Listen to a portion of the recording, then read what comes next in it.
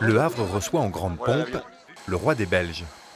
Kader Arif, ministre délégué aux anciens combattants, l'accueille aux côtés de nombreux élus. Résultat, c'est une cohue de journalistes. On est traité comme de la merde. Dispositif de sécurité maximale. Et première étape pour son Altesse, la signature du livre d'or à la mairie de Sainte-Adresse. Le roi Philippe Ier n'oublie pas pour autant le bon peuple havrais.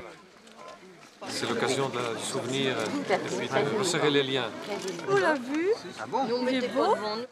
De nombreux médias belges ont fait le déplacement et dans le tourbillon de la commémoration, on en oublierait presque son origine, un pan d'histoire un peu oublié ici comme en Belgique. Les Belges ne connaissent pas vraiment cette partie de l'histoire et quand on leur explique que pendant 4 ans le gouvernement était en France, en Normandie, à Sainte-Adresse, les 3 quarts ne le savent pas.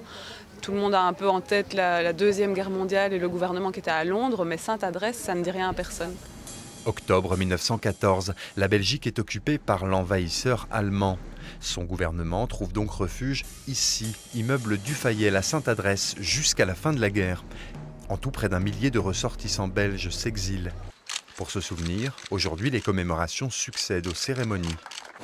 Une visite pour rappeler l'histoire singulière qui lie notre commune à votre chère Belgique.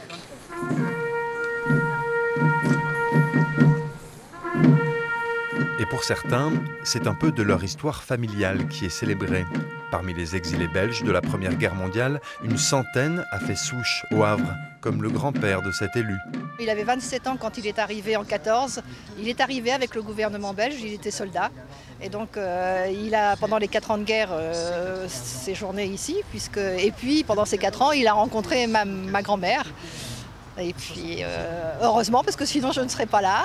Un pan d'histoire sort de l'ombre l'espace d'une journée, mais allez savoir pourquoi le public attendait plus encore que la venue du roi, celle de la patrouille de France.